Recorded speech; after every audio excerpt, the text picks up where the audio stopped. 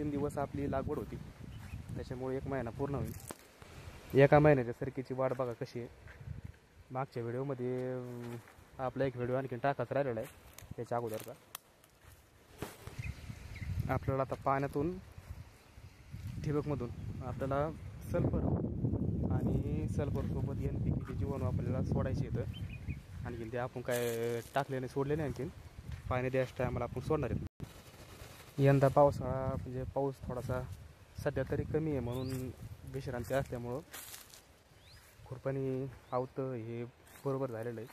त्याच्यामुळं एवढं काय गवत नाही. 1 महिना पूर्ण झालेला आहे. इकडं ह्या समोर दिसतं, इकडं थोडीशी तिसरा दिवस असल्यामुळे लागवडीचा, त्याच्यामुळे थोडीशी सरकी कमी दिसते.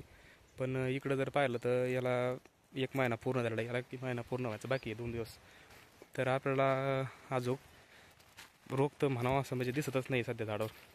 जोपर्यंत आपल्याला रोग चांगला दिसणार नाही किंवा चांगलंच असं झाडे दिसणार नाही, तोपर्यंत आपल्याला फवारणी करायचीच नाही आहे.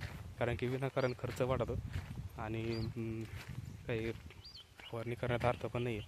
हे झाडं बघा असे येतं, म्हणजे एवढे काय रोग असा पडला असं काही एवढं नाही आहे. झाडं बऱ्यापैकी फ्रेश आहेत, असे काय एवढे रोग दिसतो असं काही नाही एवढा.